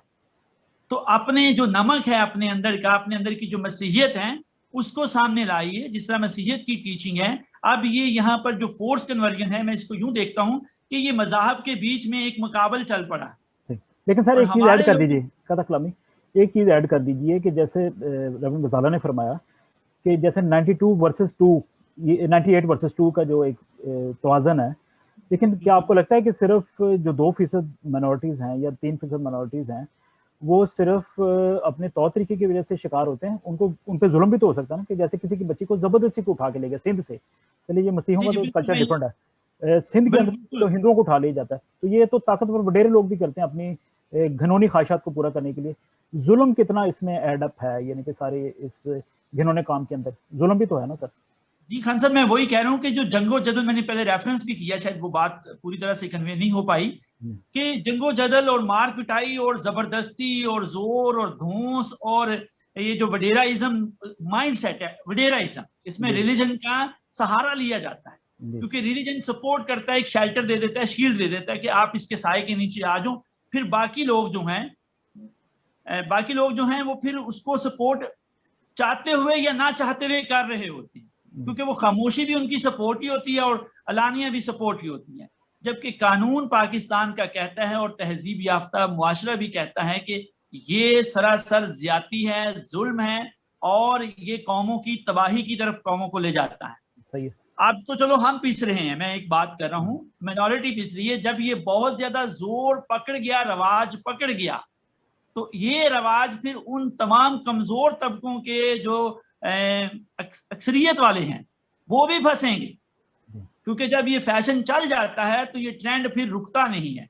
जुल्म जो है वो रुकता नहीं है। आज तो मिनॉरिटी की, मेरी बच्चियां, आपकी बच्चियां इसका शिकार हो रही हैं, लेकिन कल कला ये आफत इतनी टूट पड़ेगी कि फिर उन जो मेजॉरिटी की भी कमजोर तबके हैं वो भी इसका शिकार होने शुरू। जी सर, बिल्कुल सही। मुंह को जैसे खून लग जाता है तो फिर वो जो खूनखार जानवर है वो फिर अपने लोगों को भी फाड़ना शुरू कर देता है। लाजर अल्लाह रखा साहब, जी मैं कानूनी पे पॉइंट ले लेता हूँ। लाजर साहब, कितने तशवीश की बात है कि एक ही मुल्क और उसमें 4 सूबे, और 4 सूबों के अंदर गालबन 4 डिफरेंट सिस्टम्स। जैसे पंजाब के अंदर देखें तो वहाँ पे 18 साल से कम उम्र की बच्ची शादी कर सकती है, सिंध के अंदर नहीं कर सकती। और फिर हमने देखा कि पंजाब, सिंध से बच्चियों को अगवा करके पंजाब भी पहुंचा दिया जाता है, क्योंकि वहाँ पे कम उम्र के बच्चों की शादी हो सकती है। कानून क्या कहता है? पाकिस्तान के आइन के अंदर को ऐसा खातिर खा कानून मौजूद है, और क्या होना चाहिए जो पूरे पाकिस्तान के ऊपर लागू हो, ना कि सूबों के ऊपर? इस तरह की कानूनी तौर पे कोई अम्ब्रेला क्यों मौजूद नहीं है पनाह देने के लिए? सर अनम्यूट कर लीजिए, सर अनम्यूट कर लीजिए, आपकी आवाज अभी नहीं आ रही। जी सर। 2-3 चीजें जो है ना बड़ी इंपॉर्टेंट है, वो पास्टर रज़ाला साहब ने कही है कि 2 लोगों को अगर 98% जो 98 लोग घेर रहे, वो चारों तरफ से घिरा हुआ है, तो ब्यूटी तो यही है ना, खूबसूरती यही, आज़ादी यही है कि वो 2 लोग 98 के बीच में भी वो उसको वो सिविल राइट मिले, वही उसका तहफ़्फ़ुज़ हो, तो फिर ये जाके हम इसको जमहूरी को प्रमाण करा सकते हैं। बाकी आपने जो कहा ना कि मुख्तलिफ डिफरेंट जो सूबे हैं उनमें अलग अलग कानून है। यहाँ पहली बात यह है कि मैं किसी के खौफ से अपना रहन सहन क्यों तब्दील करूँ, पहला ये प्रश्न, कि मुझे ये डर हो कि ये वाला भेड़िया जो है वो मेरे बच्चे को उठा के ले जाएगा। यानी कि आपका मतलब कि जो बेसिक ह्यूमन राइट्स है वो क्यों मुतासर हो? जी वो आपका हक है, आपको जो भी मैं उस भेड़ियों को किसी पिंजरे में बंद करूँ ना, मैं अपने बच्चे की को खेलने से क्यों मना करूँ? क्वेश्चन यहाँ ये है कि हमारे पास सिंध में और खासकर ये जो चाइल्ड मैरिज रिस्ट्रेंट एक्ट 2013 है, उसमें जाकर ये इसको बड़ा साइजली जो है वो लेजिस्लेट किया गया है कि हर वो शख्स जो किसी माइनर बच्ची के साथ जिसकी उम्र 18 साल से कम होगी शादी करता है तो वो क्राइम करता है। अब मसला ये है कि कुछ हमारे पास कोडिफाइड लॉ है, लेकिन उनकी एक्सरसाइज जो है वो नहीं हो रही। मैं शादी पसंद की शादी के खिलाफ नहीं हूँ, ना ही मैं मजहब तब्दील करने के खिलाफ हूँ, लेकिन मैं ये कहता हूँ कि ये एक्सरसाइज जो राइट है, ये चॉइस जो है, ये बच्चे को एक्सरसाइज करनी चाहिए जब वो 18 साल का हो जाए। अब होता यह है कि हमारे पीछे जो हिडन जो मोटिव होते हैं वो कुछ और होते हैं, लेकिन मजहब का जो छतरी इस्तेमाल की जाती है। और यहाँ जाके ये देखें, ये केस जो है वो दिन ब दिन बढ़ते जा रहे हैं। पास्टर रज़ाला शफीक साहबा ने वो आरजू राजा केस की जो रेफरेंस दिया और इनका बड़ा वहाँ करते हैं, लेकिन अल्टीमेटली आज आरजू राजा केस को हम इस हाइप पे ले गए, अब हर दूसरे तीसरे दिन यहाँ आप आके देखिए चोलिस्तान में और जनूबी पंजाब में कोई ना कोई ऐसा वाकया हो जाता है। मसला ये नहीं कि हम अपना रहन सहन तब्दील करेंगे तो ये मामला टूटेंगे। हम अपनी बच्चियों को अगर कमरों के अंदर भी बंद कर दें तो फिर भी ये मामला इस बुनियाद के ऊपर नहीं रुकेंगे। सही सही, चल बहुत बहुत शुक्रिया, बिल्कुल सही बात है, बड़ा वैलिड पॉइंट है। कौन सा मोरे साहब, एक मैं योर मोस्ट एक्सपीरियंस पर्सन, मैं चश्मे तसव्वुर से एक बात देख रहा हूँ कि आप भी अगर देखिए, मैं आपसे अगर जिसारत करूँ, अर्ज करूँ कि एक लोगों की ज़िंदगी गुजर जाती है मुख्तलिफ मज़हब के ऊपर रिसर्च करते हुए, और फिर वो जाके अपनी चॉइस होती है कि अपना मज़हब किसी चीज़ से मुतासर होकर बदल लेते हैं। पाकिस्तान को बावर कराना कितना आसान है कि भाई एक छोटी सी बच्ची जो घर से ज़बरदस्ती अगवा कर ली गई और फिर वो उसकी ज़िंदगी की भयानक तरीन रात थी, हो सकता है उसके साथ खुदा न खास्ता ज़्यादती भी हुई हो उस रात को, अगले दिन उसको तब्दील मज़हब का परवाना हाथ में थमा दिया जाए या कोई नाम बदल लिया जाए। ये कौन सी ऐसी घनौनी रात थी, और घनौनी रात के अंदर कौन सी ऐसी वही नाज़िल हुई कि बच्ची का माइंड चेंज हो गया? तो लोग जो कई साल लग जाते हैं उनको रिसर्च करते हुए, ये कौन सी ऐसी रिसर्च है जो एक ही रात के अंदर पूरी हो जाती है और उसका मज़हब भी बदल जाता है, और वो सुबह उठ के पता नहीं अनाउंसमेंट भी हो जाती है कि ये इसके अंदर कोई दीन की रोशनी आ गई है और पता नहीं क्या हो गया। आप समझ गए मैं क्या कहना चाहता हूँ? जी, बिल्कुल।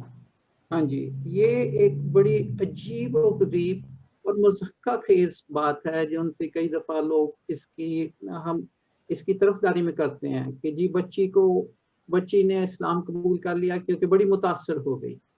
अब सोचने की बात है कि जब एक बड़े इंसान को कई साल लग जाते हैं, महीने लग जाते हैं अगर चेंज करना हो रिलीजन सोचने, तो एक बच्ची कैसे, 14 साल की बच्ची कैसे जो उनसे अपने मज़हब के बारे में नहीं जानती, वो कैसे रातों रात एक इतनी मुतासर हो जाती है कि वो अपना मज़हब चेंज करना चाहती है।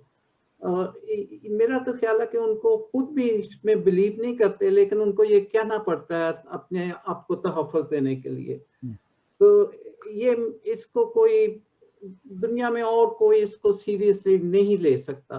तो पता नहीं कि ये किस तरह ये बात की जाती है, एक 14 साल की बच्ची, और फिर वो इतनी मुतासर हुई कि ना सिर्फ उसने मज़हब तब्दील कर लिया, लेकिन अपने से 2 या 3 गुना बड़े इंसान से शादी करना चाहता है, कई दफ़ा जिसकी अपनी बच्चियां उससे बड़ी होती हैं।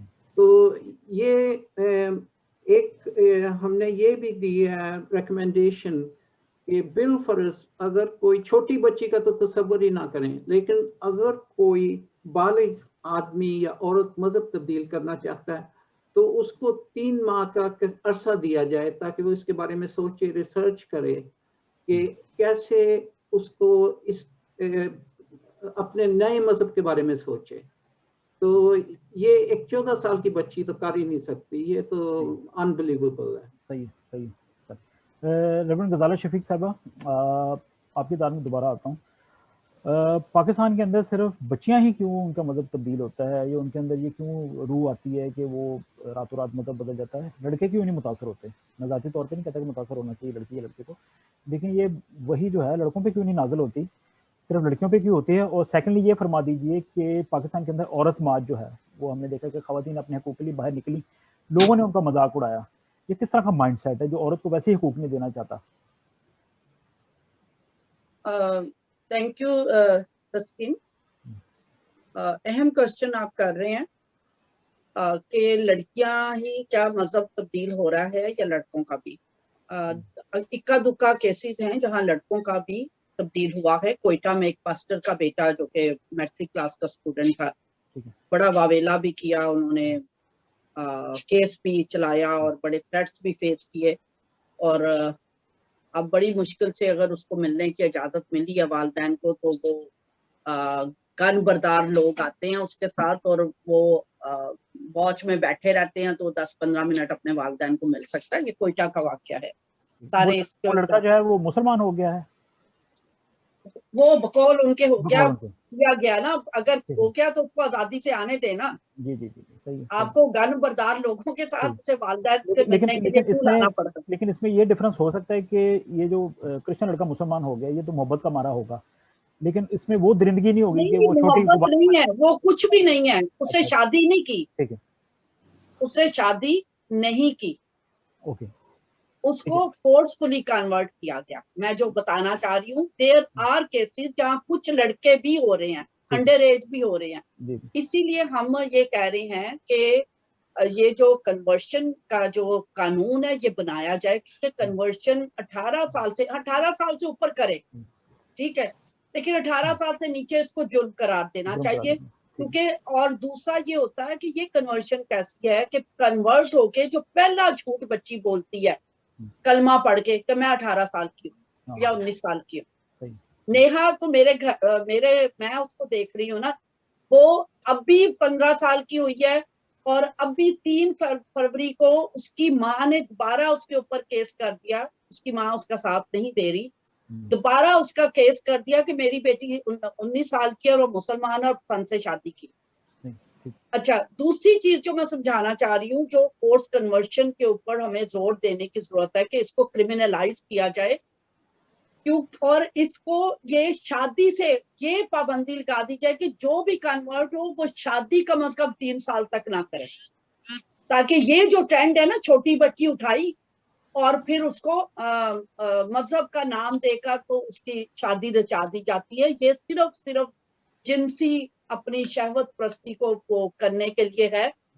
लेकिन मैं दूसरी तरफ पाकिस्तान में ये भी कानून मौजूद है कि अगर 16 साल से नीचे बच्ची है ना, और अगर उसकी मर्जी भी शामिल है तो भी वो रेप तस्वर किया जाएगा। सही, सही। अगर उसकी मर्जी भी शामिल है। लेकिन कितने तशवीश की बात है, जब आप आरजू राजा केस की मैं मिसाल दूंगा, जब आप फोर फ्रंट पे थी, अभी भी हैं, तो आपके खिलाफ सिर्फ ये नहीं कि वो जो दरिंदा था अली अजहर, उसकी फैमिली आपको बुरा समझती होगी, मैंने देखा कि मजहबी अनासर भी आपके खिलाफ थे, मीडिया के कुछ हिस्से भी शायद आपको सपोर्ट नहीं कर रहे होंगे, माशरे के कई लोग भी आपके खिलाफ होंगे जिनका ताल्लुक मुसलमान कम्युनिटी से था, तो बहुत से फ्रंट्स से आपके खिलाफ ओपन हो गए, तो आपको तो वो सपोर्ट नहीं मिल रही थी कि जो मिलनी चाहिए, जो एक अच्छे माशरे के अंदर मिलनी चाहिए।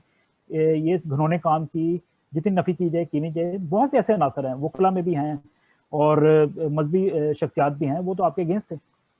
देखिए, माशरती सपोर्ट तो बिल्कुल नहीं है। आरजू राजा का केस जब लोअर कोर्ट में चलता है, 40 वकला अंदर होते हैं, ट्रायल कोर्ट की बात कर रही हूँ, 40 वकला अंदर होते हैं, फिर लंबी ये बुजुर्ग जो दाढ़ियों वाले बुजुर्ग लोग, वो हदीस और कुरान शरीफ उठा के कोर्ट के अंदर मौजूद होते हैं। तो ये तो दबाव, एक मजहब को सिर्फ इस्तेमाल किया जाता है अपनी इस जो गलत हरकत है या जिनसी वो तस्कीन है उसके लिए। लेकिन मैं फिर बार बार कहूंगी कि वो सारे लोग ये समझ के आ रहे होते हैं कि हमने तो स्वाब का काम किया है और हमने मजहब के ऐन मुताबिक काम किया है। लेकिन मेरी सवाल चीफ जस्टिस से भी है, हुकूमत पाकिस्तान से भी है, IG से भी है कि आपने कवानीन बनाए हैं ना, आपकी पुलिस क्यों नहीं जानती?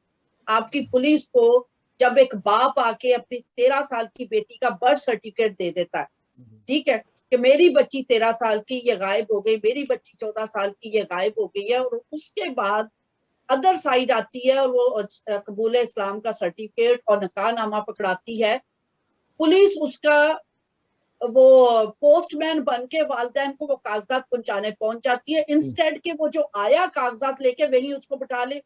तो सेंसिटाइज करना है ना। मैं कहती हूँ बुखला के अंदर भी ये सेशन होने चाहिए। मुझे कभी कभी लगता है शायद कवानीन को उस तौर से समझा नहीं जाता या समझाया नहीं जाता, ना पुलिस को समझ आती है, पुलिस भी उसे अकोमोडेट करती है उस मुजरम को, और फिर वालिदैन को धक्के खाने पड़ते हैं, जिल्लत उठानी पड़ती, माशरती दबाव का सामना करना पड़ता है। कवानीन मौजूद है, कवानीन पे इम्प्लीमेंटेशन नहीं मौजूद। फिर और जो ट्रेजेडी है, इधर से कोर्ट लिख देती है कि इलीगल मैरिज। 2 केसेस में भी ऐसा, आरजू के केस में भी क्लियरली हाई कोर्ट ने लिखा दिस इज इलीगल मैरिज, ठीक है। और अभी एक और केस है मिशेल का केस, जिसमें बच्ची को हाई कोर्ट ने हॉस्टल में वापस भेजा है, उसमें भी जज ने ऊपर लिख दिया इलीगल मैरिज, ठीक है, उसको नादरा के रिकॉर्ड को देखते हुए। आरजू राजा केस में बल्कि शायद आपके पास अपडेट भी होगी कि वो जो अफरीद है उसने फिर अमजद ने फिर कोशिश की थी कस्टडी लेने की, वो कल भी अपील हार गया, वो डॉन के अंदर रिपोर्ट हुआ है, वो उसने अपील की थी कि जी मैं आरजू की कस्टडी अब लेना चाहता हूँ किसी तौर पे भी, तो कोर्ट ने उसकी अपील खारिज कर दी है। हाँ, वो मैं यही बता रही हूँ ना कि लोग तो बहुत फजूल बातें, हमारे बहुत से क्रिश्चियन लोगों ने भी फजूल बातें की कि आरजू राजा का केस कहाँ चला गया। इट टेक्स टाइम, क्योंकि यहाँ पर जो कवानीन है उनकी डुप्लीकेशन बहुत ज्यादा। बिल्कुल सही है। मैं आपकी तरफ आता हूँ, दोबारा मैं आपकी तरफ आता हूँ। प्रोफेसर साहब ये फरमाइए कि जब फिर हिंदू मुतासर हो गए पाकिस्तान के, क्रिश्चियन का तो अभी पता नहीं चलता, हिंदुओं को हमने देखा था कि इतने तंग आ गए कि वो भारत जाना शुरू हो गए थे, फिर रियासत पाकिस्तान के पास कोई इखलाकी जवाब है कि उनको भारत जाने से रोके?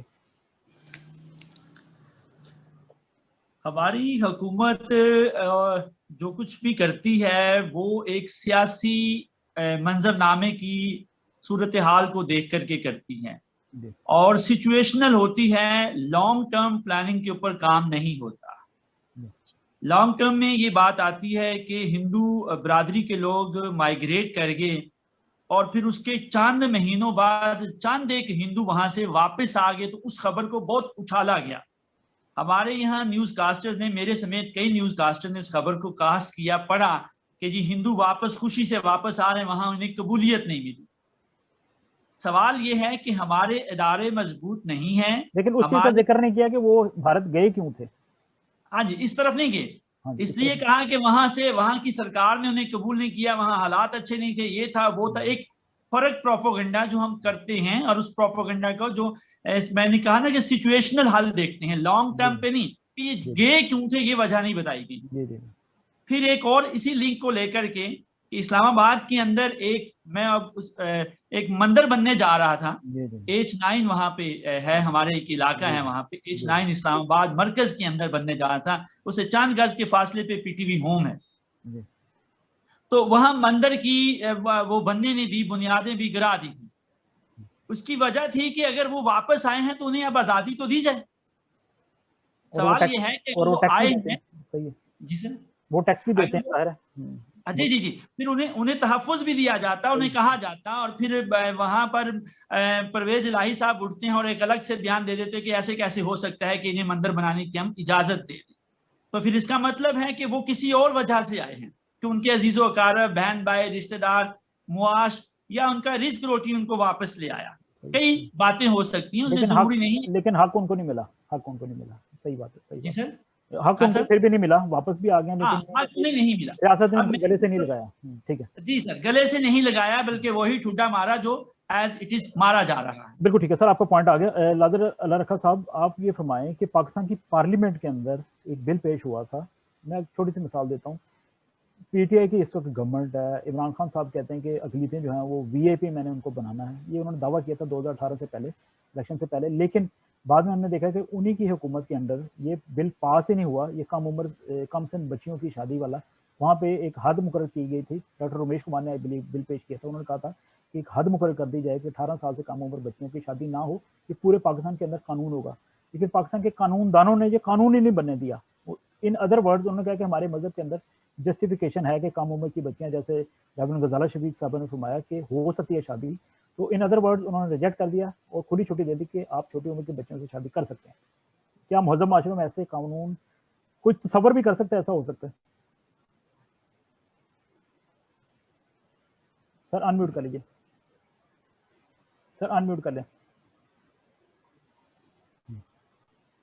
ये मैंने अर्ज की कि ये आपने ठीक कहा कि इमरान खान साहब ने कहा था कि मैं जैसे अपनी मिनॉरिटी को रखूंगा, दुनिया देखे, और वाकई दुनिया देख रही कि किस तरह से उन्होंने रखा। ये पार्लियामेंट जो है ये बुनियादी तौर के ऊपर ये स्टाइल अदारा है जिसको कुछ शिद्दत पसंदों ने और जो मजहबी तंग नजर है उन्होंने उसके ऊपर कब्जा किया, और जो हमारे नुमाइंदे हैं वो बेचारे अपनी कोशिश तो करते हैं लेकिन उनकी कहीं सुनी नहीं जाती।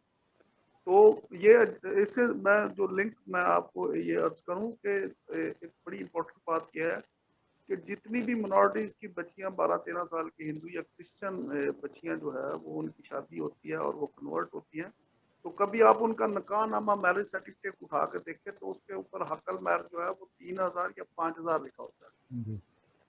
ये भी इस बात को इंडिकेट करता है कि ये समझ ले कि क्लियर गेम है। जब तक ये बच्ची रहेगी उनके पास तब तक, नहीं तो 2-4 5,000 दे के तो जान छुड़वा लेगा। और जब ये बच्चियां वापस आती हैं तो इनका बड़ा बुरा हाल होता है। मैंने अभी 3 जो बच्चियां हैं वो मैं उनका नाम मेंशन इसलिए नहीं करना चाहता कि वो उनकी सिक्योरिटी इश्यूज हैं। अदरवाइज 3 बच्चियां जो है वो जो कोर्ट के जरिए से वापस आई हैं, तो इनका बड़ा बुरा हाल होता है। रियासत जो है वो बजाते खुद एक समझ लें कि अपाहज लंगड़ी लूली जो है ना, वो हम गवर्नमेंट में रहते हैं, गवर्नमेंट चाहे कोई भी आ जाए, किसी पार्टी की भी आ जाए, ये माइंडसेट, ये जो हमारा सिस्टम है ये चेंज नहीं होगा। और ये देखें कि हम पास्टर गजाला शफीक साहबा जो है वो मेरी इस बात की तारीफ फरमाएंगी कि हम इवन के ये जो बच्चों की जो रिलीजन को डील किया जाता है कन्वर्जन है, उसको हाई कोर्ट में कॉन्स्टिट्यूशन रेपुटेशन में वो भी नहीं करते, जिसको कहते हैं सही उस कन्वर्जन को हम चैलेंज भी नहीं करते। देख और रहे आरजू राजा केस में भी उसकी कन्वर्जन को चैलेंज नहीं किया गया, सिर्फ कस्टडी को प्रेस किया गया और उसकी कम उम्र की शादी को प्रेस किया गया। तो मैं ये चाहता हूँ कि कभी ये मौका मिले कि हम किसी कॉन्स्टिट्यूशनल फोरम के ऊपर जाके इस कन्वर्जन को चैलेंज करें कि ये जो बच्चों की जो मजहब तब्दीली है ये इलीगल है, बिल्कुल ठीक है, गैर कानूनी है। सही बात है। शादी जो है वो खत्म हो जाना, बच्ची की कस्टडी मिलना ना मिलना, ये छोटे मामले हैं। सही है। बात यह है कि कन्वर्जन जो है वो that is the most important issue. Councillor Morris John साहब, ये जैसे लाजर अल्लाह रखा साहब ने फरमाया कि ये जो कन्वर्जन वाला मामला है, कंट्रोवर्सी है, इसको कौन चैलेंज करेगा, नंबर 1। और दूसरा ये फरमा दीजिए कि पाकिस्तान जैसा मुल्क जो फ्रांस के ऊपर आजकल बड़ी तनकीद कर रहा है अपने मजहबी जज्बात को लेके, तो आपके अपने मुल्क के अंदर तो इतनी ज़्यादा तौहीन हो रही है, इंसानियत की तौहीन हो रही है। अब तौहीन मजहब को तो छोड़ो, इंसानियत की तौहीन हो रही है। तो क्या पाकिस्तान के पास कोई अखलाकी जवाब मौजूद है कि वो फ्रांस के ऊपर तनकीद कर सके? बिल्कुल कोई नहीं है।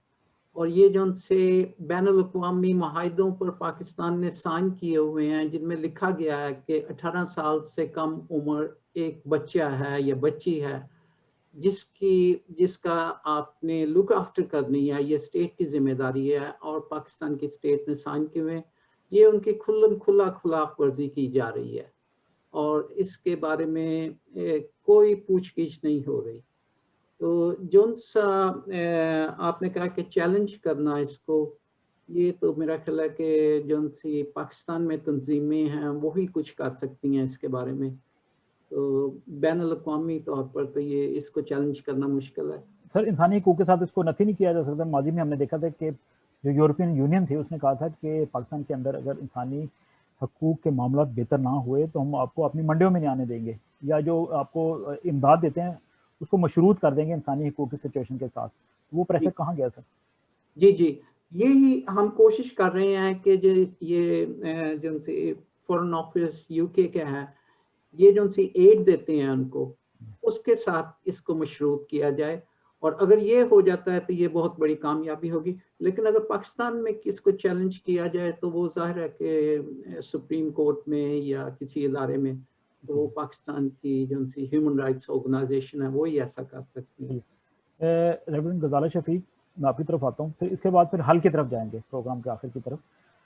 ये फरमा दीजिए कि आपको किससे फिर उम्मीद है पाकिस्तान में, क्योंकि इमरान गवर्नमेंट को भी आपने देख लिया और आप चूँकि ज़ाहिर अवाम के साथ जुड़ी हुई शख्सियत है। सिंध के अंदर एक बात करें, एक बड़ा अजीब सा नाम है, मियाँ मिठू उनका नाम है। ही वॉज आई थिंक वो शायद कौमी असम्बली के मेंबर भी रहे हैं, अब्दुल हक शायद उनका नाम है, लेकिन बातें उनकी हक वाली नहीं है। वो हम देखते हैं कि हिंदू बच्चियों को जनाब कन्वर्ट करके बिठा लेते हैं, फिर उनकी वीडियो भी जारी करते हैं, और उनका ताल्लुक सैडली, मैं उनका नाम इसलिए ले रहा हूँ, पीपल्स पार्टी से है। तो पीपल्स पार्टी वो पार्टी है जिसके सरबराह बिलावल भुट्टो हैं, और जो बड़े मॉडरेट नज़र आते हैं। उनकी वालदा भी हमेशा मगरिब में भी रही है, बेनज़ीर भुट्टो, अब इस दुनिया में नहीं है। तो आप किसके ऊपर ट्रस्ट कर सकते हैं, इमरान खान के ऊपर, बिलावल भुट्टो के ऊपर, या नवाज शरीफ की पार्टी के ऊपर, जो ऑलरेडी ऐसा लगता है जैसे सख्त ये मौके पर रखने वाले लोगों के ऑलरेडी पॉकेट में है? पाकिस्तान का कौन ऐसा शख्सियत होगी, या हमारे अंदर से कोई बंदा उठेगा जो हमें हुकूक दिला सकता है? थैंक यू तस्कीन। किसको ट्रस्ट किया जा सकता है? ट्रस्ट करना यहाँ पर कोई भी मौजूद नहीं जिसको ट्रस्ट किया जा सके। आपने एक कानून, सिंध का कानून है और पंजाब का कानून है, 16 साल से नीचे बच्चा शादी नहीं कर सकता, लड़का या लड़की। सिंध का 18 साल से। आप पिछले इसी साल के शुरू में MNA हैं बल्तिस्तान के, वो बुजुर्ग हैं और उन्होंने 14 साल की बच्ची से शादी की है, और वो पब्लिक सारा कुछ हुआ, उस पे ना कोई बोला, ना किसी ने कंडेम किया, ना किसी ने क्वेश्चन किया उनसे। तो अब आप, बल्कि सोशल मीडिया पे उनकी तस्वीरें चली और दिखाया गया जी MNA हैं और इन्होंने 14 साल की बच्ची से शादी कर ली, तो आप किससे तोको करेंगे? दूसरी चीज जो मैं अपनी, क्योंकि देखें आरजू राजा वो एक मॉडल केस बन गया पहली बार हमारी पॉलिटिकल लीडरशिप बाहर आई, रिलीजियस लीडरशिप बाहर आई, सारे डिनोमिनेशन एक पेज पे आ गए। हम नहीं निकलते। हिंदू लोगों का मुझे एक चीज पसंद है कि उनकी बच्ची, मुझे इस पे भी थोड़ी है कि बाद में नहीं हमें पता चलता कि वो क्या होता है, लेकिन इसमें एक चीज अच्छी है कि उनकी जब कोई बच्ची चली जाती है, उनके डॉक्टर्स, उनके प्रोफेसर्स, उनके सारे जो हाईली एजुकेटेड लोग हैं वो प्रेस क्लब पे मौजूद होते हैं। उनके एमएन एमपीएस भी आ जाते हैं, डॉक्टर रमेश कुमार, सारे पॉलिटिकल लीडर्स तो होते ही होते हैं, बट जो उनकी एजुकेटेड सारी क्लास होती है, रिलीजियस होते हैं, वो सब मौजूद होते हैं वहां पे। हमारे लोग पहली बार आरजू के केस में प्रॉपरली निकले, लेकिन उसके बाद भी खुद ही इतनी तनकीद बजाय सब्र करके, बहुत जल्द खुदा ने चाहे ये खबर सुनेंगे कि आरजू हमें मिलेगी, हम हर लेवल पे उसको कंटेस्ट कर रहे हैं, ठीक है। लेकिन जब तक हमारी रिलीजियस लीडरशिप नहीं ना उठती, ये बिशप ढेर बिशपों का लगा हुआ है, ना हमारे मेन स्ट्रीम बिशप सामने आते हैं, ना हमारे ये जो गली कूचों में जगह बिशप्स है भी, आप 10 वो चोगे पहन कर तो बैठ जाते हैं, लेकिन आप बसें लेकर क्रूसेड करने के लिए आ जाते हैं, लेकिन कौमी कॉज के लिए हम क्यों नहीं बाहर निकलते? हमें क्यों नहीं अपना हक लेना आता? मैं भी तो ये सारी चीजें कर रही हूँ ना, दिन रात, चाहे उनके डॉक्यूमेंट्स बनाने, मेरी कोई एनजीओ नहीं है, पर्सनली ये कर रही हूँ सब कुछ। तो मुझे भी थ्रेट्स है, लेकिन थ्रेट को फेस करना हमें आना चाहिए ना, तो हमें बाहर निकलना है। क्योंकि अगर दूसरी चीज तो मैं आपके प्रोग्राम के तौर से प्लीज जो लोग सुन रहे हैं, हमारी अहमियत क्यों नहीं है? हमारे वोट रजिस्टर्ड नहीं है, ना हमारे किसी सियासी पार्टी से, वो आप बार बार कह रहे थे ना कि जुल्म का ज़ाब्ता भी शामिल है, जुल्म का ज़ाब्ता क्यों शामिल है?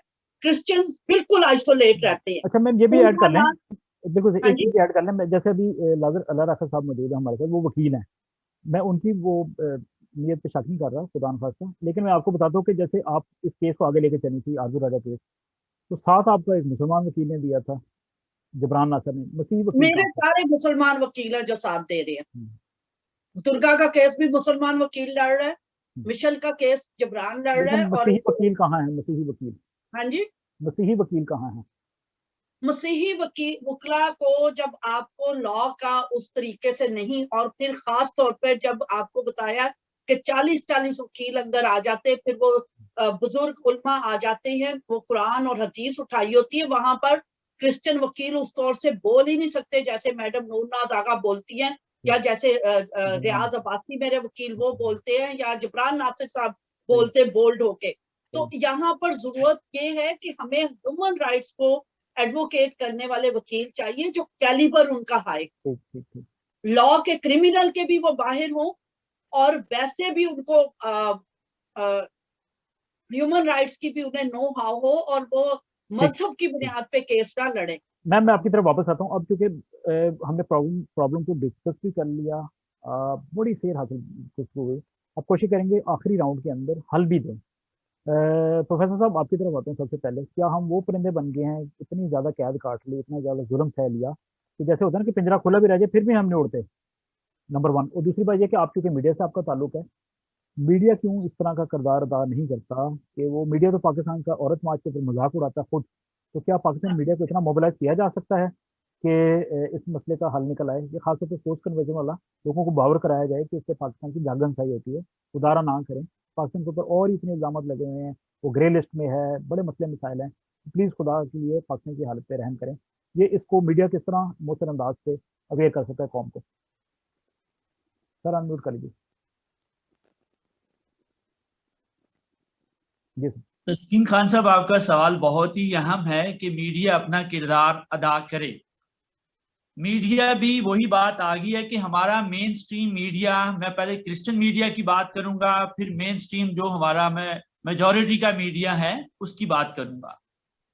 हमारे माइनॉरिटी मीडिया ने जो सो कॉल्ड रिलीजियस चैनल हैं, उन्होंने कभी इसके ऊपर कोई ना प्रोग्राम किया, ना आवाज उठाई, सिर्फ बुला करके केक कटिंग होती हैं, कभी वेडिंग एनिवर्सरीज होती हैं, कभी बर्थडेज होती हैं, कभी कुछ होता है, कभी कुछ होता है, कभी क्रूसर्स होते हैं, भाई ये जो हमारे लोग अपना कंट्रीब्यूशन डालते हैं तो तभी एक चर्च मजबूत हो रहा है, तभी एक चैनल मजबूत हो रहा है, तभी एक पास्टर साहब, बिशप साहब मजबूत हो रहे हैं।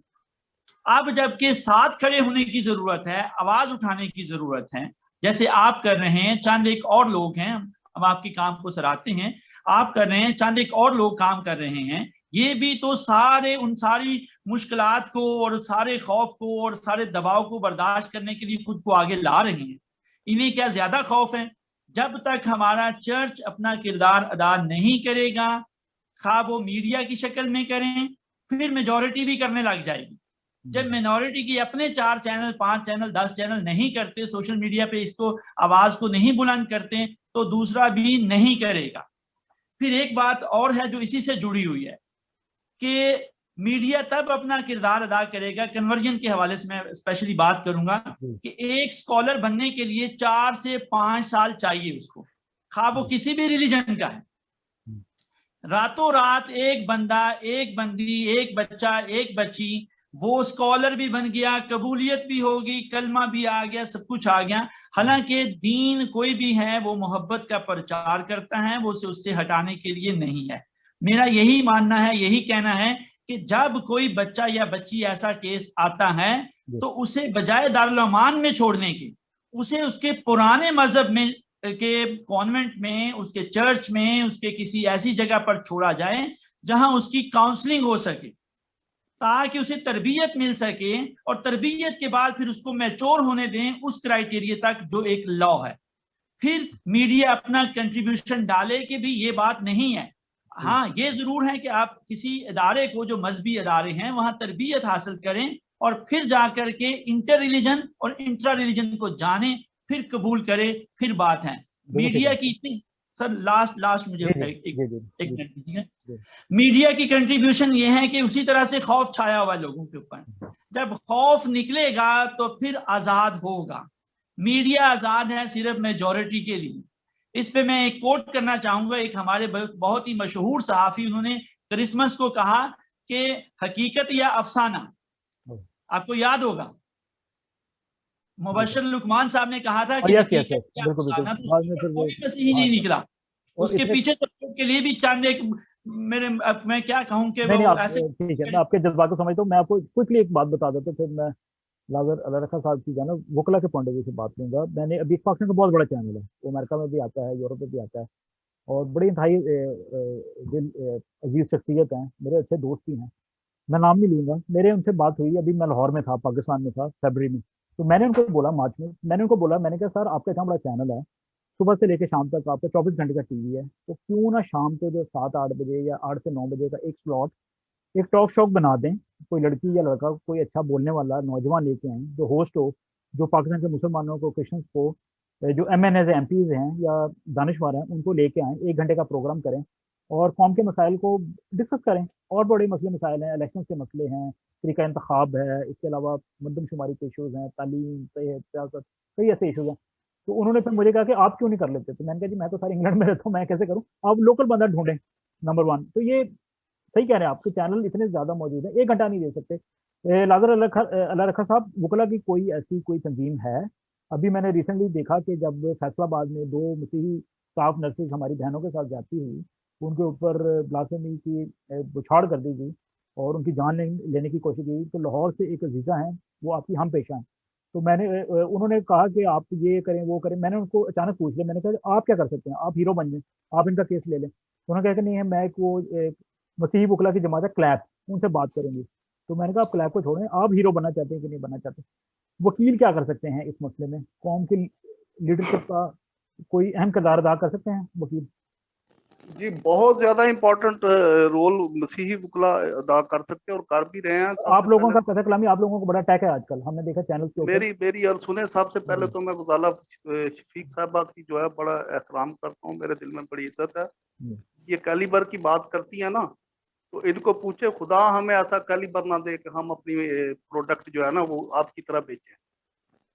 इनको पूछे बरकत मसीह केस किसने किया, जावेद मसीह केस किसने किया, आनंद केस किसने किया, अभी नोमान मसीह का केस कौन कर नहीं, वो मैंने शुरू में मेरी अर्थ सुने, मेरी अर्थ आपकी बात पे नहीं था, वो एक जनरल बात, मेरी अर्थ सुने, मेरा ख्याल है कि लाजर भाई आप अपनी बात करें प्लीज। हाँ। आप अपनी बात करें नहीं, ये क्या बात हुई? ये नहीं प्लीज प्लीज एस्टिमेट करने वाली बात हो गई। लाजर भाई आप अपनी बात करें, अपना मौकफ दें, ठीक है? हम इख्तिलाफ भी करें, मुकला के ऊपर आप क्यों नहीं इतबार कर सकते? नहीं हम इख्तिलाफ करें, लेकिन नहीं ये गलत बात हो गई है कि क्रिश्चियन मुकला इतने कैलिबर नहीं होता। कैसे नहीं होता? किसने देखा बोलते हुए हमें? नहीं प्लीज आप अपनी बात करें, अपना मौकफ दें प्लीज। मेरा मौकफ यही है कि क्रिश्चियन मुकला किसी से भी कम नहीं है। ठीक है, हम फ्रंट फुट के ऊपर लड़ रहे हैं। यहाँ किसी की सोच भी नहीं जाती जितने केस मैंने किए हैं। सर वही बात है, इंफरादियत की बात नहीं है, इंफरादियत की बात नहीं कर रहे, इसलिए मैंने उनसे सवाल करने से पहले आपका नाम मेंशन किया था कि आपको मेंशन नहीं कर रहे क्योंकि इंडिविजुअल्स हैं जिन्होंने कैसे लड़े। पर आपने देखा ही कहाँ किसी दोस्त लेकिन का? अक्सरियत नहीं है, अक्सरियत नहीं है, कैलिबर नहीं है हमारा। लाजर साहब, मैडम मैं आपकी तरफ आता हूँ। लाजर साहब, मैं आपकी इज्जत करती हूँ। पंजाब में बहुत बहुत अच्छे वकला हैं और मैंने ये हमेशा रिकॉर्ड पे ये बात की कि पंजाब में हैं अच्छे वकला, क्रिश्चियन वकला, ठीक है? कराची में कितने केस खराब हुए हैं। मैं किसी को कंडेम नहीं कर रही। हमारा काम जो किसी को हक दिलाना है उसके लिए कोई भी बड़ा वकील सामने आए और वो फ्री ऑफ कॉस्ट मेरे लिए लड़ते हैं, ठीक है? मैंने खुद 72 केस भुगते हैं और मेरा हमेशा मुसलमान वकील रहा है और जिसने हमेशा बहुत अच्छे तरीके से मेरे केस लड़े। मेरा मकसद इंसाफ लेना होता है। मेरा मकसद कोर्ट में उस वक्त रिलीजन नहीं खड़ी, मैं उस वक्त मैं जजेस के आगे कानून की लड़ाई लड़ रही होती हूँ। मैम हम कोशिश करते हैं कि ये हमेशा मुसलमान रहे हैं और मैं शुक्रगुजार हूँ। ये आपकी चॉइस है, आप मुसलमान वकील रखें, लेकिन आप हमें अंडर एस्टिमेट ना करें। आपको नहीं अंडर एस्टिमेट किया सर, ये जातियत का मसला नहीं है, आपकी हमेशा तारीफ की है। जनरल बात की, जनरल बात। नाज़र साहब मेरा ख्याल है वो कराची के पर्सपेक्टिव में बात कर रही हैं, ठीक है? तो मेरा ख्याल है कि हम उस पर्सपेक्टिव को ध्यान में रखें। ठीक है सर। सर हल की तरफ आते हैं, फिर हल क्या है? कोई इस तरह मुकला की कोई तंजीम? तो हल ये है कि जैसे ये गजाला शफीक साहब ने फरमाया कि हमें लेजिस्लेशन के लिए कोशिश करनी चाहिए। ये बच्चियां जो शादी करती हैं इनके जो हकल महर है उसकी अमाउंट को बड़ा करना चाहिए। ये 4-5 हज़ार नहीं होना चाहिए अगर ये इन केस हो भी जाता है। तीसरी बात यह है कि 18 साल से कम उम्र बच्चियों की जो बैन जी, आई थिंक सर आपका स्टक हो गया। सर मोरिस जॉन साहब आप फरमाइए कि अब माशरती तरबियत भी करनी है पाकिस्तान की, अब टू लेट हो गया। मैं तो समझता हूँ 73 साल पाकिस्तान की उम्र है, इस उम्र में तो जनाब सिखाना चाहिए लोगों को। ईरान में ये इशूज़ नहीं है, बांग्लादेश के अंदर ये इशूज़ नहीं है, वो भी मुस्लिम ममालिक है, वहाँ पे हमने ऐसी बातें नहीं सुनी कि 1000 लड़कियों को जनाब कन्वर्ट कर लिया या उठा लिया। तो इवन अफगानिस्तान के अंदर से भी ऐसी शब्द खबरें नहीं आती होगी, हालांकि कितना तंग नजर सा माशा लगता है। तो अब कैसे इस मसले का हल क्या है सर? ये आप बिल्कुल सही कह रहे हैं और ये हमने इशू उठाया भी था और ये रिपोर्ट में भी है कि कई मुस्लिम ममालिक में, मिसाल के तौर पर मलेशिया में ऐसा होता है कि जो उनसे कन्वर्शन होती है वो गली गली कूचे कूचे की मस्जिद में नहीं की जा सकती। एक नेशनल इंस्टीट्यूट है जिसमें माहिर हैं जो उनसे हर चीज़ को जांचते हैं, परखते हैं। तो पाकिस्तान में ऐसे क्यों नहीं हो सकता कि एक इंस्टीट्यूट बना दिया जाए या एक वो जिसमें सारे माहिर हों माइनॉरिटीज़ के और मेजॉरिटी के, और वो देखें कि क्या ये जेन्युइन केस है। ये हम बच्चियों की बात नहीं कर रहे, ये बालगों की बात कर रहे हैं। तो एक तो ये सोल्यूशन है। दूसरा मैं जानना चाहूँगा एडवोकेट अल्लाह रखा और गजाला शफीक और प्रोफेसर तनवीर से भी कि एक वो बड़ा एक वो इस्लामिक आइडियोलॉजी काउंसिल के चेयरमैन जो किबला याज साहब, उन्होंने हमारी इंक्वायरी में एक वो ऑप्शन दिया था। वो कह रहे थे कि मुस्लिम्स के जो उनकी फैमिली लॉ हैं उनमें एक वली का तस्वर होता है, यानी कि वली की इजाज़त के बगैर शादी नहीं हो सकती एक बच्ची की। तो वो कह रहे थे कि अगर इसको एक्सटेंडेड कर दिया जाए इस कॉन्सेप्ट को जो उनसे माइनॉरिटीज़ हैं उनके लिए भी, तो ये मसला बड़ी हद तक हल हो सकता है कि अगर वो गार्डियन या पेरेंट की इजाज़त के बगैर एक बच्ची नहीं शादी कर सकती। तो ये एक आइडिया है, लेकिन क्योंकि मैं उधर रहता नहीं तो मुझे इसका पता नहीं है, तो लोकल जो उनसे हैं उनको ज़्यादा पता होगा। तो प्रोफेसर जी रेवरेंड गजाला शफीक साहबा, अगर आप इस बात का भी जवाब देना चाहिए नंबर 1, और दूसरा फिर आखिर में फरमा दीजिए ताकि बहस को समेटें कि पाकिस्तान में हमने देखा है कि अब जो दाएं बाजू की जमातें हैं वो धरने दे के अपनी बात मनवा लेती हैं। खासतौर पर दुनिया को ये मिलता है कि वो हुकूमत भी घुटने टेक देती है और मुज़ाकरात भी कर लेती है। जैसे ये TLP वाले थे, तहरीक लिबास पाकिस्तान, एक मिसाल है कि वो डिमांड कर रहे हैं, उनका मसला बैन होने के बावजूद जमात बैन है लेकिन पार्लियामेंट की उनकी अंदर आवाज़ सुनी जाती है। तो माइट इज़ राइट है पाकिस्तान में। क्या हम तसव्वुर कर सकते हैं, ईमान रख सकते हैं, उम्मीद है कि जिस मसले की जाना आज हमने ये बहस छेड़ी थी, फोर्स कन्वर्जन या फोर्स मैरिजेस, तो मसला हल हो जाएगा आपकी नज़र में? देखिए, इस पे बहुत ज्यादा एडवोकेसी हो रही है और हम जो तरक्की पजीर ममालिक के लोग हैं ना, शिनाख्ती कार्ड पे जब तस्वीर लगानी थी इसकी बहुत अपोजिशन हुई थी, ठीक है। औरत का नाम लिखने पे इस पे बड़ी तहरीकें चली और आज ये कॉमन बात है, औरत की तस्वीर भी शिनाख्ती कार्ड पे लगती है और नाम भी लिखा जाता है, आइडेंटिटी भी दी जाती है। लेकिन इसके लिए बहुत स्ट्रगल करना पड़ी थी सभी पाकिस्तानियों को, औरतों को भी और मर्दों को भी। तो ये हमारा पूरा यकीन है कि अब इस पे बात चल निकली है। तो जैसे मॉरिस जॉन साहब ने कहा कि पहली बार उधर पार्लियामेंट में ये डिस्कशन हुई, तो केस तो पहले भी हो रहे थे, पहले तो रिपोर्ट ही नहीं होते थे।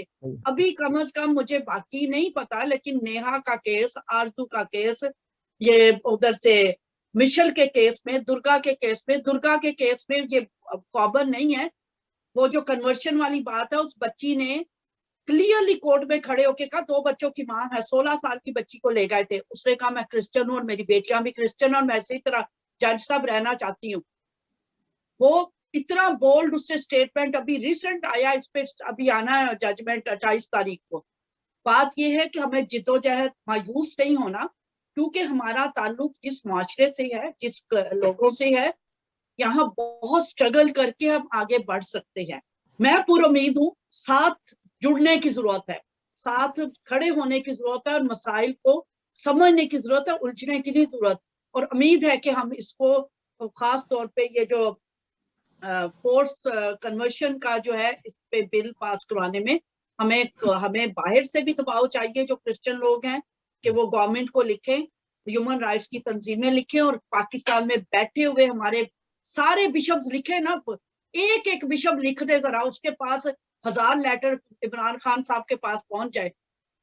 सारे बिशप लिखे अपनी अपनी डिनोमिनेशन से, अपने अपने चर्च से, तो क्यों नहीं तब्दीली आती? बिल्कुल आ सकते हैं। सही बात है, सही बात है। बहुत बहुत शुक्रिया रेवरेंड गजाला शफीक साहब, प्रोफेसर तनवीर चौधरी साहब, मोहर जॉन साहब, और इसके अलावा नजर अल्लाह रखा साहब का भी शुक्रिया। और आखिर में मैं यही अर्ज करूँगा कि जो जबरी तब्दीली मजहब और शादियाँ हैं, जैसे हमने शुरू में कहा था कि रियासत पाकिस्तान के चेहरे पे एक लगा हुआ बदनुमा दाग है, ये दाग धुल सकता है। हम अपनी बात तो करेंगे, पाकिस्तानी मिनॉरिटीज़ जो हैं, खासतौर पर क्रिश्चियन कम्युनिटी, उसकी मजहबी और सियासी लीडरशिप बड़ा अहम किरदार अदा कर सकती है। इसके अलावा क्रिश्चियन चैनल जो हैं, अगर वो भी थोड़ा सा टाइम डेडिकेट कर दें ये कौम के समाजी मसाइल के ऊपर, 1 घंटा या 2 घंटे या कुछ भी, तो ये उनका बहुत बड़ा कंट्रीब्यूशन होगा। वकील अपनी जगह पे अहम किरदार अदा कर सकते हैं, उस्ताद, फिर माँ बाप, और अपने बच्चों को थोड़ा कंट्रोल भी करें। तो सोशल मीडिया जो है इसको भी बड़े तरीके से इस्तेमाल करें। ये जैसे रेवरेंड गजाला शफीक साहब ने फरमाया, ये तहरीक चल निकली है और आजू राजा केस जो है कि नज़ीर है, तो अब कौम जो है ये ऑटोमेटिकली अवेयर हो चुकी है इस मसले के ऊपर। और फिर मोहर जॉन साहब जैसे दोस्त जो हैं वो इंटरनेशनल लेवल के ऊपर इस बात को उठा रहे हैं। इसके अलावा प्रोफेसर साहब जैसे तनवीर चौधरी साहब हैं, आप एक मोलम भी हैं, इसके अलावा आप सहाफ़ी भी हैं, तो मीडिया को भी बड़ा अहम किरदार अदा करना है और वकला को भी। तो thank you so much for your time, और नाज़रीन का भी शुक्रिया जिन्होंने हमारे साथ शरीक महफिल रहे। और आपकी कमेंट्स जो हैं वो यकीनन आसिफ मुगल साहब ने भी पढ़े होंगे और वो आपके साथ इन टच रहेंगे। Thank you for your time, God bless you. जी sir, over to you. Thank you very much Taskeen साहब।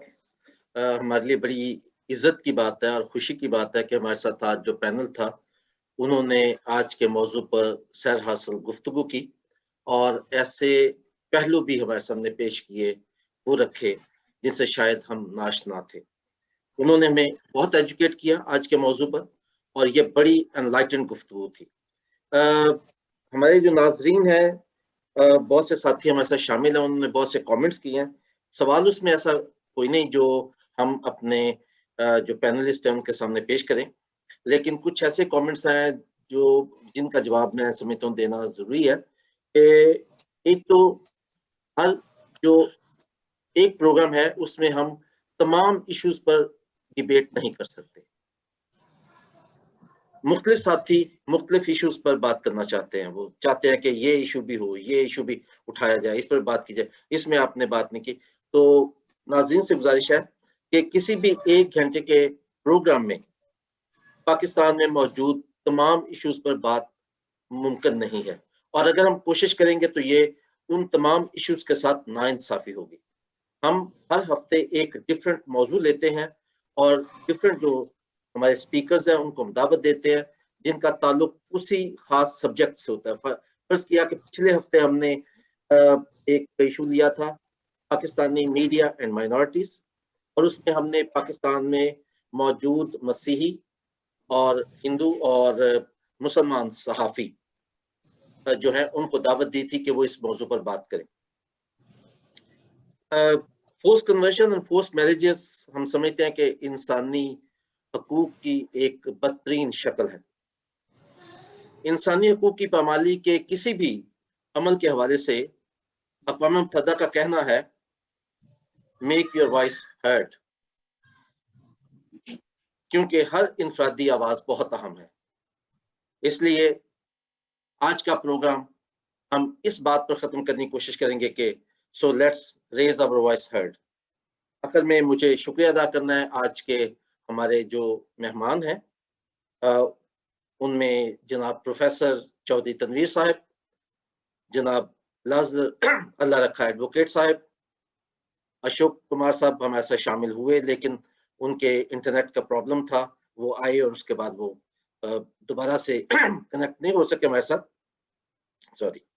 और जनाब काउंसलर मोरस जॉन साहब और मोहतरमा पास्टर ज़ाला शफीक साहबा, और आखिर में तस्कीन खान साहब, आपका बहुत शुक्रिया क्योंकि आप हमेशा की तरह आज भी आपने प्रोग्राम को बहुत खूबसूरती से चलाया और नाजरीन और हमारे जो मुकर्रीन हैं उनके दरमियान एक पुल का किरदार अदा किया। इसके साथ ही आप सबसे हम इजाजत चाहेंगे। अगले प्रोग्राम के साथ फिर आपके साथ मुलाकात होगी। खुदा हाफिज।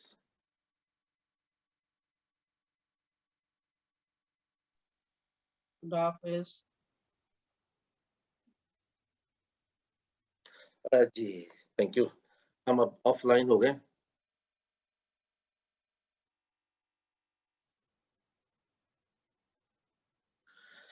हाँ जी, कोई कमेंट आप करना चाहें, कोई बात करना चाहें तो आप जरूर आपस में शेयर कर सकते हैं क्योंकि हम ऑफलाइन है। भाई लाजर मौजूद है? जी नहीं, चले गए, मेरा ख्याल वो चले गए हैं। अच्छा देखिए, मैंने जो वकला पंजाब में बहुत अच्छे वकला हैं, ठीक है। जी जी जी जी अभी जब ये ब्लास्फेमी का केस हुआ था ना लाहौर में फरवरी में, जी बिल्कुल बिल्कुल, तो मुझसे राब्ता किया गया कि जबरान नासिर ये केस लड़े, जो 2 बच्चे पार्क में